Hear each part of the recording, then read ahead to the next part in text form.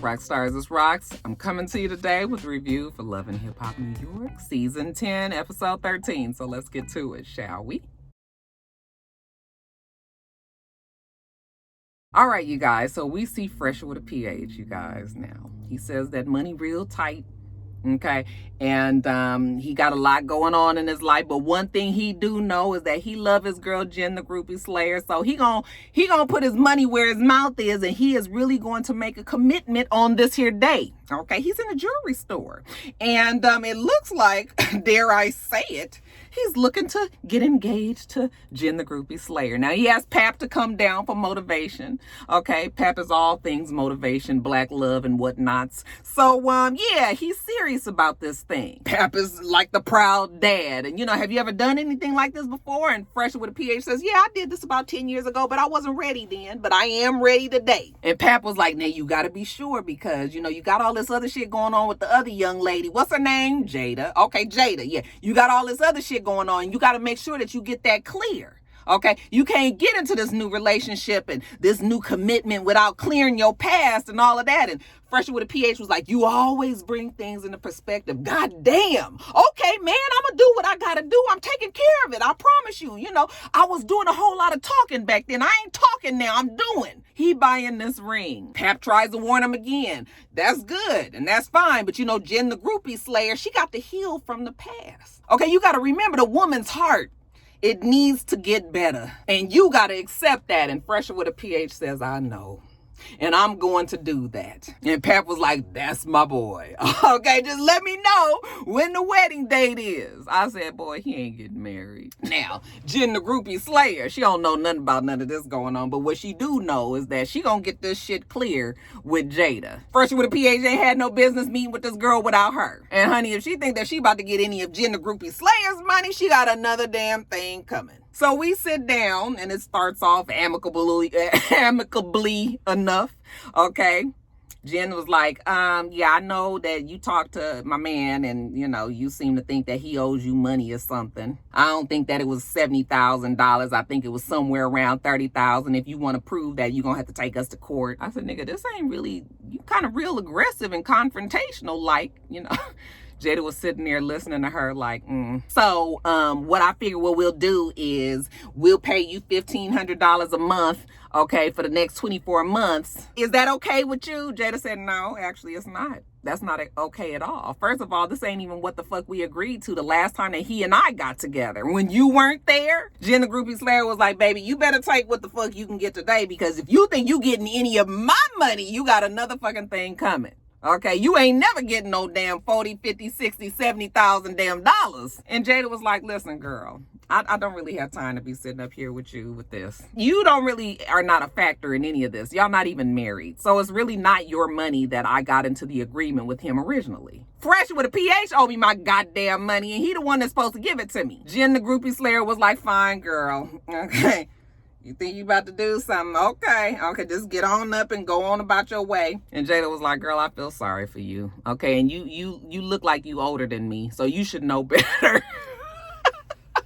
I said, not with the classy calm read. Jen, the groupie slayer, didn't even know what to say to that. She was just sort of like, Jen, the groupie slayer, tells us that ain't no way she bleeding her account with Fresher with a PH for this trick. I said, girl, why you keep on saying ours and we and us? Okay? Unless you want some paperwork. And I don't even know if did they have paperwork? You definitely don't equate into this a problem. So Jada was just like, you know what, I don't even need this. Throws the contract back down in front of Jen, the groupie slayer. She walked off, and I was just like, well, if I was to tally that score, I think Jen, the groupie slayer, lost. So back to Fresher with a PH. He said money tight, but again, he's got to make this commitment. So he's got this huge surprise planned out for her.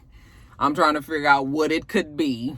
He's at his video shoot and he's invited Jen, the groupie slayer, down there to see him. You know, she come in, she got attitude, she got her big black fur coat on. You know, she's all like, yeah, this is dope and whatnots, but, you know, she's still mad at Fresher with a PH. I said, Mona, do everybody have a fucking, is that the sign-on bonus for the show? Everybody get a fur coat? You get a fur coat. You get a fur coat. Anyways, you know, Jen, she got news for him. Okay, I did meet with Jada and he was just like, I just wish you would stop doing that because I don't want her to come after us legally. So that's why I've been trying to handle it on my own, but you about to force her into that corner. Jenna Groupie Slayer don't give a fuck. She don't give a fuck. Her feeling is we still need to handle this together. He says, fine, whatever. But that's not what we here for today. She said, look, I need to make the arrangements. Everything needs to go through me. And he was just like, you know what, baby, that's all right. Everything can go through you because, and then all of a sudden he bending down on his old animalistic like knees. And she is starting to look like, oh my God, what is happening here? You know, it's a whole crowd of people. The kids look like her mama and all of them. They all standing right there. And he said, because after today, you can make all the plans. Okay. And she was just like, what is he doing? Is he tricking me? And he says, wait a minute, hold on. Will you marry me? You guys think that is cute. I said, okay. That motherfucker ugly as fuck. You know, she was just like, yes. She said she was so excited that, you know, she wasn't expecting like this, but she was just so happy when she figured that it would happen one day that she just went on and said yes. Okay. And of course, Fresh with a PH said that he knew he was going to marry her from the day that he met her when they was little tiny kids. He trying to get back to that kid that he was when he was in the 6th grade. Remember? So everybody is happy, at least for right now. Jen got her man finally. All right, you guys, so then we see Kimbella, and she is at the house, and she's called Twin over. Twin is Jewel's brother. You know, her and Twin had fallen out some time ago, but now they good again. And her and Twin have come together because they want to put out this album for Jewel's, okay? Jewel's had a deadline that he was supposed to, you know, have an album out for. That's what she said, y'all. And they're determined to meet this deadline. So anyway, when Twin comes over, she was like, you know, she got a letter from Jewel's, and when she opened it up, it was a big old letter inside that said, read this in front of the family. Okay, so she didn't call the mama over. Mama show up, you know, she sit down next to him, and she go and get the kids from upstairs. You know, y'all all come down. I was like, who this grown-ass man that came down? Was that one of her kids? How many kids does she have? She got an older child? Is that Jewel's child? Anyway, I didn't never remember seeing them. I thought it was just young kids. But they all come and sit down next to her. And she get to reading the letter. And y'all, it's just a letter of regret and wishes, okay? Sad, you know, him apologizing, you know, for not being there for the kids. He can't take bubble baths with the little boy, you know, he want to make sure that he's around for them, and he's so sorry and all of this. I was just like, oh, how they just become so humble in jail. But maybe this will be a good turnaround for Jewel's, okay? You know, at least know not to bring a gun to the airport. But Kimbella says that this letter is motivation for her. She is going to make sure she put this album out for her man, and actually her man will be out of jail in the summer. And I was like, wow, that time went by fast. How long was he in jail? Just for like 18 months or something like that? It felt like it was just 18, 20 months, maybe longer than that. I think it was 22 months, just under 2 years. That shit went by quickly. But yeah, she gonna make it happen.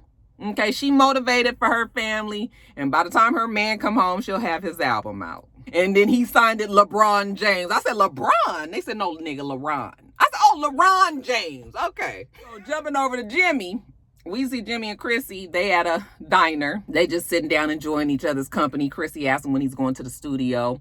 You know, it's always funny that Jimmy always mentions that he can't go see Jewel's in jail. I'm not quite clear why he can't.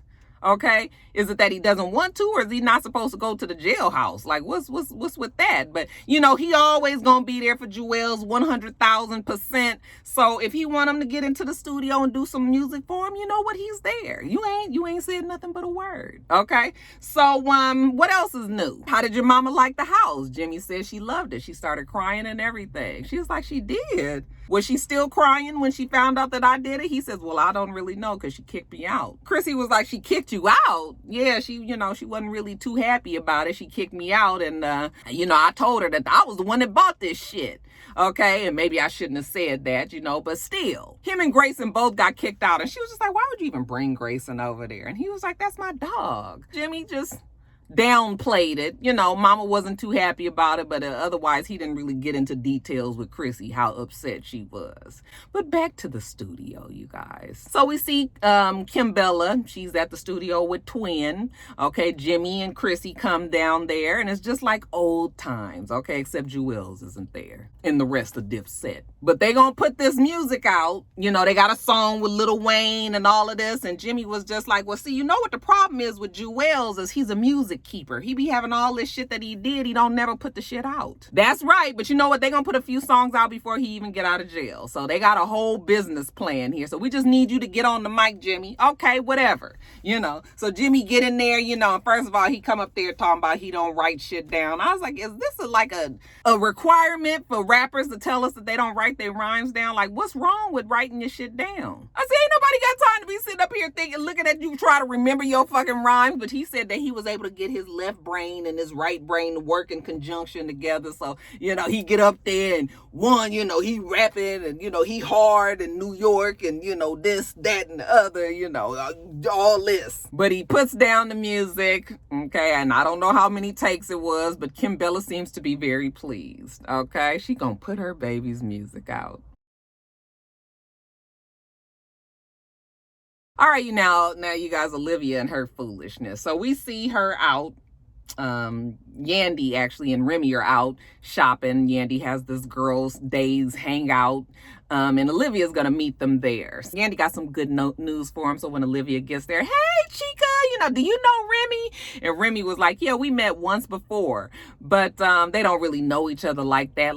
And of course, Remy been in jail for the last 8 years. Well, not the last 8 years, but she was in jail for 8 years, so she kind of lost contact with everybody. But Yandy tells them that they finally got a date. Mendices is coming home. I guess that was her big news, and they was like, good. You gonna tell the kids? She was like, no, I'm not telling them nothing until he walks through that door. So exciting for her. What's going on with you, Olivia? Olivia was just like, I'm doing my music, and that looking like that's gonna pan out pretty well. I said, well, Fresher with a PH? Girl, please. And I'm doing that manager list, and Remy was like, uh-oh, that sounds like that was a bad experience. Oh, honey.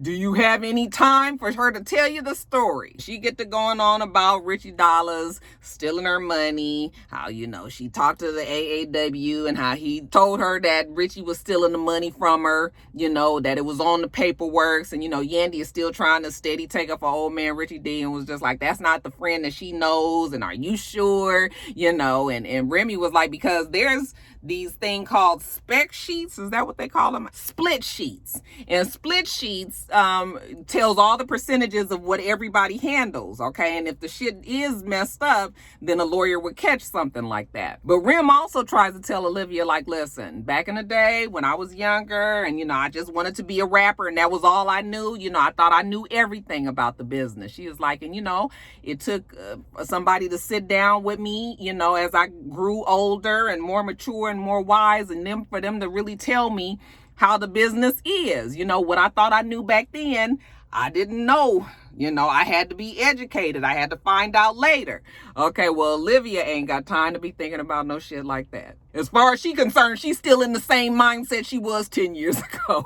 Yandy was just like, maybe you just need to sit down and talk to him. Maybe you guys just need to just maybe it's just some miscommunication. And Olivia was just like, so are you saying that you believe him? And Remy was like, no, I think that what she's saying is that she believes that you guys both believe that you're right. I'm just sitting here listening to Olivia and I'm just tired of hearing it, because where is the fucking contract? That's all we need to go by. Where's the contract that you signed? If you signed that this man was, taking this money or whatever, then you're not really entitled to nothing. Richie really doesn't have to do anything for you. But she's still so hell-bent on getting her fucking money. That's all she could think about, y'all. They asking her, are you gonna sue him? Don't waste your time, Olivia. Just write it off. As an experience, we live and we learn. Now, later on, we see Pap and him and old man Richie D, they meet with Joe Budden. I was like, this is a very strange mixture of people. Why are these three even meeting together? Even Joe Budden mentions like, what an odd place for us to meet. Okay.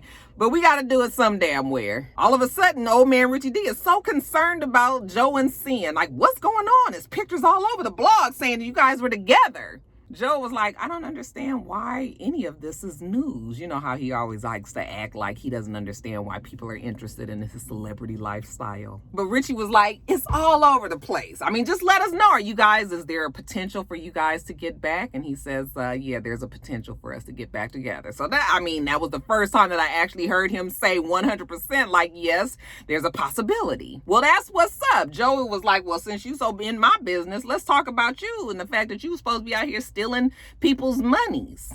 Oh, Lord. Oh, man, Richie D is so sick of this story floating around. Olivia going around telling everybody that he stole her money. And he was just like, look, you guys are both publishers. He's talking to Pap and Joey. You guys are both publishers, and you know that if you sign away the publishing deal, then you don't owe nothing. That shit was mine. I don't owe her no money. As a matter of fact, she owed me money. But she was like a sister to me. And they was like, yeah, you were supposed to be like her brother. And see, that's really what the problem is. It's not that she mad about the money.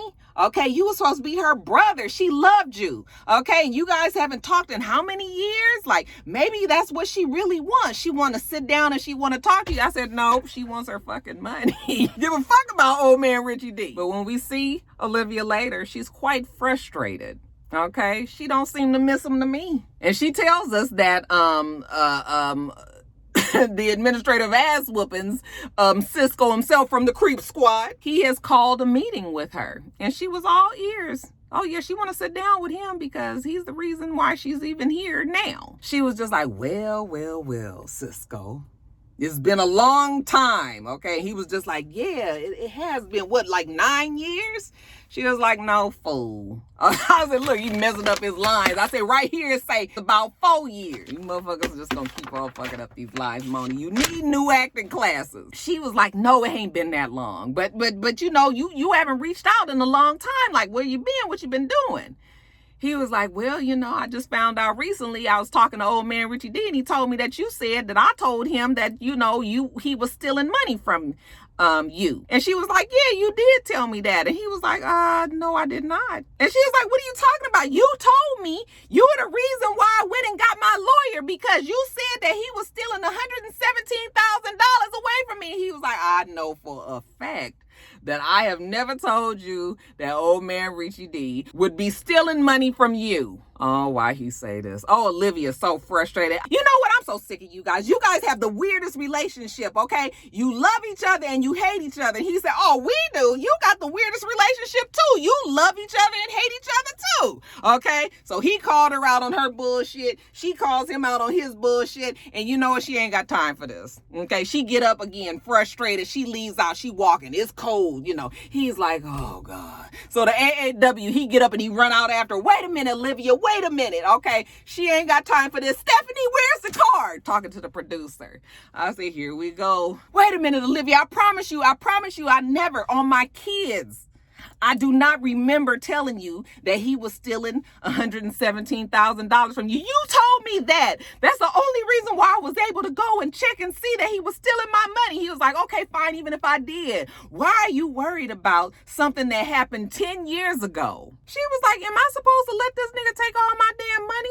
$117,000. I don't give a fuck. It was 10 years if it was 100 years ago. He owed me my fucking money. I said, oh, okay, well, I mean, I don't really know what you're going to get from this, but what do you think? Do you believe that she really wants her money, or does she just miss old man Richie D?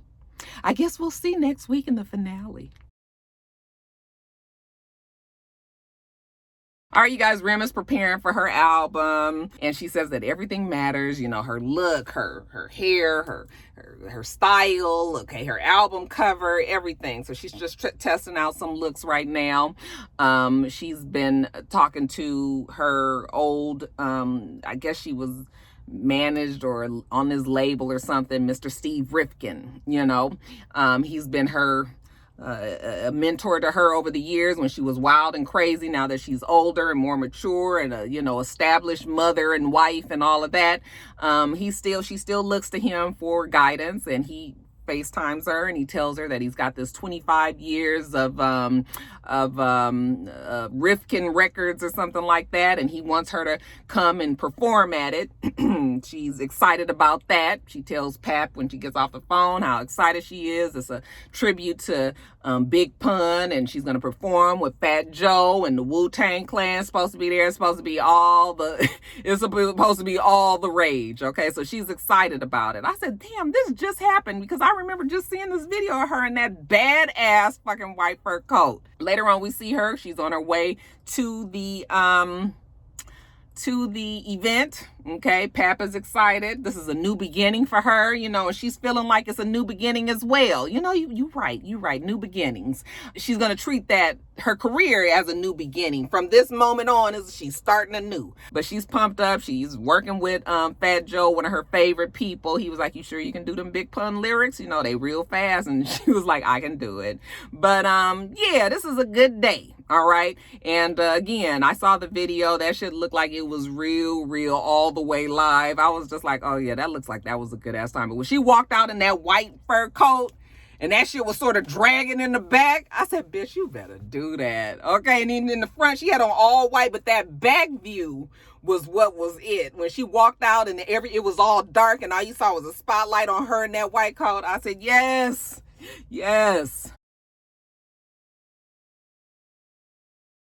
And then lastly, you guys, Sin and Joe. What a frustrating conversation these two have, right? Sin says she's just trying to figure out exactly where they stand in their relationship, what exactly she should be expecting from this. As usual, Joey is confused and he don't understand. He's like, we show up at an event hand in hand. And what do you think that is the message that it sends to people? She says she don't think it sends nothing. As far as she's concerned, she wants the label back. All right. And I don't know if Joey is prepared to do that just yet. He looks like he's on a wait and see, and she's ready to go. She was like, nothing happened after that date. So it's not, and he was like, what do you mean nothing happened? So you talking about conversations and, going out and hanging out together and overnights. I mean, that's nothing that happened. No, because it doesn't have a label on it. But we're not going to forget that he said overnights. The producers and the confessional was like, so are you and Joey sleeping together? And she says, no. And she says, well, he said overnights. And she was just like playing coy. Well, that's what Joey says, but I'm saying no. I said, girl. As far as Joe's concerned, they've been doing things as a family, so he's confused on where she's coming from. And, she was just like, still feels like Joe should apologize for what he did to her, because for the last 3 years that they were together, she consumed everything in her life was about Joey. But you stepped outside of us. And you know what? Joe does that thing that's very annoying that a lot of people who have gotten caught in cheating do. And he was just like, okay, yeah, so I lied. Yeah, I stepped out. Okay, I got with somebody else. And we talked about it. We've been talking about it for like the 7 or 8 months. So now what? When do we move on? I was just like, I mean, yeah, comes a time when you have to move on, but can you be a little bit more delicate with the way that a person feels? I mean, you're the one that broke the fucking trust. Why are you acting like, even though Sin is annoying with this, but you know what I'm saying? It's just like, you did what you did, but now you gonna be mad at me, and you was a motherfucker that cheated. He gonna say I was fucking around and you wasn't paying me no attention, and I, went outside and, it went bad, and I was just like, oh, Joe, see, this is not going to help you guys. She was just like, well, I just feel like you're not trying to get the family back. Like, what am I supposed to do? Am I supposed to just wait around? Yes, that's exactly what you're supposed to do until, Joe decides that he's ready to be back with you, I suppose. He tells her, I can't help you with that, Sin. You're going to have to do what's best for you. Okay, well, where does that leave us? He wants to know. And she says, you know what? Right now, she don't know. It don't look like anywhere, though. Okay, I guess where they started. All right, you guys, let me get off of here. I still got to do Love and Hip Hop Miami. All right, make sure that you rate, comment, and subscribe to the channel. I'm itsrox. The channel is for itsrox, and everything else I do will be in the bottom bar. All right. So I hope that you have a wonderful, wonderful rest of your day, and I plan on doing the same. Until next time, rock stars. Bye.